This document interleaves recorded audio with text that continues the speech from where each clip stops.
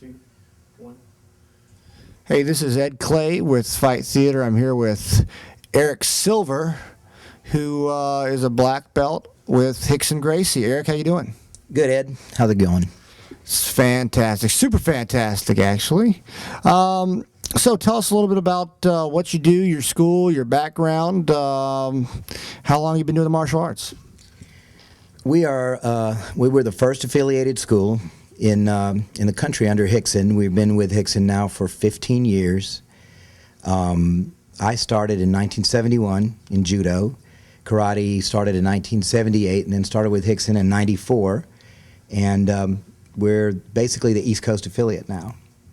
Gotcha. Now, so you basically started Brazilian Jiu-Jitsu before anybody, a lot of people knew what it was. Yeah, in Middle Tennessee, we were the first place. Obviously, that's where you came in and started. And the funny thing was, I was working in Brazil for probably 10 years before I started Brazilian Jiu-Jitsu. So I was already kind of familiar with Brazilian culture and was training karate in Brazil before I started Jiu-Jitsu. Talk a little bit about how Jiu-Jitsu has kind of emerged as this almost this phenomenal thing. How long we've been doing it, a long time, 10, 15 years you've been doing it. Talk about how it's really grown since you first started. Well, it's amazing. It's gone by leaps and bounds. I mean, when we started out, there was nobody around, and we were in a little basement of a building downtown. There was no such thing as a blue belt anywhere. Now there's, I think, 10 of my students are black belts today, many of them before I was. And everywhere you look, it's everywhere, but there's definitely become a difference in the old school Brazilian Gracie style jiu-jitsu and the more sportive form that people are doing nowadays.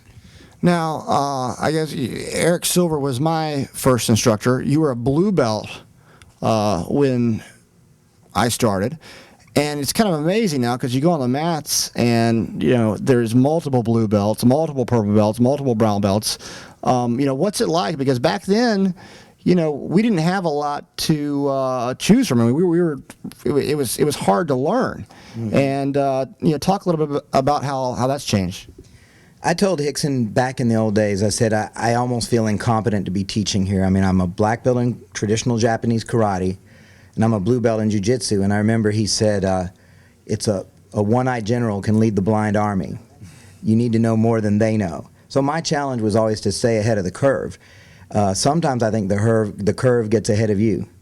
But I think the thing with Hickson was always keeping you very grounded in solid jiu-jitsu, in fundamental jiu-jitsu. And everywhere I went, I trained with a lot of people around the world, with Hoyler and Fabio Gurgel and Marcelo Garcia, and every one of them have been fabulous instructors. But every one of them would always go back to Hickson for the inspiration of what is really solid jiu-jitsu about. The self-defense, the base, the relaxation, and it's kind of become a sensational thing. And Hickson has always stuck to the basic, what some people consider boring style of training. It's really not for everybody. A lot of people find that way of training just uninspired. And for me, it's really inspiring the same things, getting them better over the years, hopefully getting them better with time. And I think it's something that as people age, I started out at martial arts at 9 years old and starting jiu-jitsu in my 30s. The thing about Hickson was he said, I'm not going to make you a black belt yet because I think you're going to get a lot better. So that was inspirational, to somebody to tell you into your 40s, no, you're going to keep getting better. You're not there yet. Now, people talk about Rickson Gracie and, it's almost like actually he is a legend. Yeah.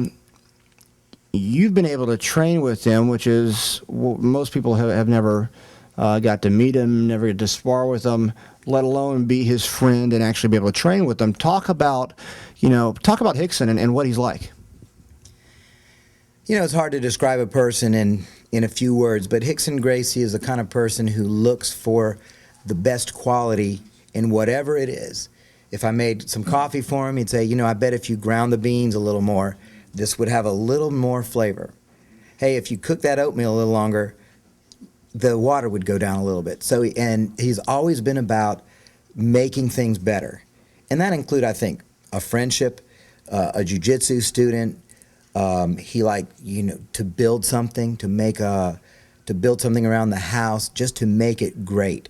And that's something I appreciate out of him, because I think that's something a lot of people accept status quo. This is good enough. It'll do. And that's not the way he thinks. And the thing for Hickson and I, we've both gone through many stages of our lives together. And if you can come out at the end of that tunnel and you're still friends and you still depend on each other, the martial arts created that relationship, and then life strengthens that relationship.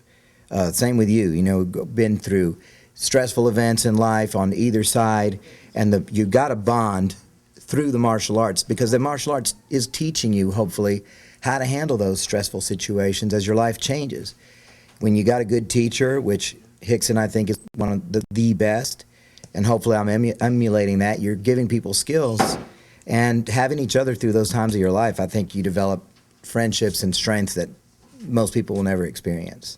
Well, and talk about, today you were out here because I asked you to come out here and help coach me. Well, I was supposed to have a jiu-jitsu match with Chris Garland. People a lot of times say that you and I have problems, and talk a little bit about that and kind of shed some light on that subject. Well, you're a hard kid to raise, Ed, no, I'm just kidding. If you're a jiu-jitsu instructor or a true martial arts instructor, your students, are always your students. It's like kids. They're not your kids they don't cease being your kids because they move out. And everybody knows that you've made a huge impact in this state and throughout many places with the advent of the school, the students. You made it much bigger and much more expansive than anybody figured it at age 17, 18, that somebody's going to take this bull by the horns and turn it into something big. I'm sure there's a lot of misconceptions from a lot of people that there's animosity because you have a school, I have a school, but you can have a restaurant and I can have a restaurant, and we serve different foods. We're not going to serve the same clientele. The people in my school know that you guys are welcome there. We know that we're welcome here. And I wouldn't have a student competing or doing something important and not be present. Students got to be somebody you respect, just like the teacher's got to be somebody you respect. If you don't respect your student, then you're both in the wrong relationship.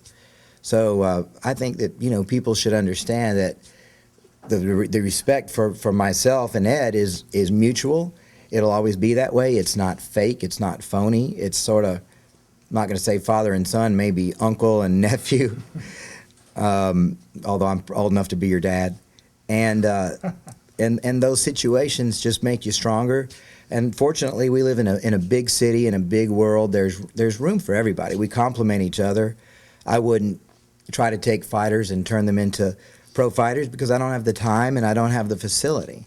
But if somebody wants to learn traditional Brazilian Gracie Jiu-Jitsu, Gracie self-defense, I'm a good person to come to for that. But that doesn't affect anything about our relationship because, like I said, if you have respect for someone, you have respect for somebody, and that's how it's always been. Yeah, I think it's kind of funny because I hear a lot of things, you hear a lot of things, and you get along with Eric Saul, you get along with Ed Clay. Well, yeah, we're friends. So it's good to hear, and it's kind of a funny thing when people say stuff because they obviously don't know what they're talking about. Well, if you want to learn about yourself, go online, and you can learn all sorts of things. Yeah, exactly. So amazing things that you find online.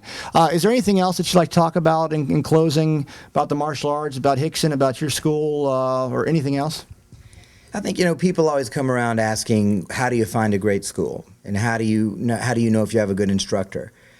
If you believe in what's going on, and if it feels good to you, you're in a good place. It could be a Tai Chi school, it can be a yoga school. If you have the desire to be a fighter, if you desire to be competitive, you're not going to want to be in a yoga school. But there's room for everybody. There's millions of people in the world. There needs to be millions of instructors. My motto is for our school, we like to make nice guys tougher and tough guys nicer. That's all that matters. Give somebody something to feel good about when they go to bed at night, something to make them feel a little bit stronger as they face the day, because we're not going to be fighting maybe 0.001% of our lives, if ever. outside of rings and outside of matches. So if you can learn something to help you handle your daily life, which is what you're going to do 24/7, then you're in a good place. And I think Nashville MMA is a good place. Zanshin Dojo is a good place. And we all have room, and I think we can all always help each other out, respect each other, and compliment each other. The internet thing and the blogging thing is such a waste of energy that could be put towards good, solid, happy things. There's no need for us to get down in the dirt with each other. It doesn't serve much purpose. For more interviews, more information, check out www.fighttheater.com, go to zanshindojo.com, or nashvillemma.com.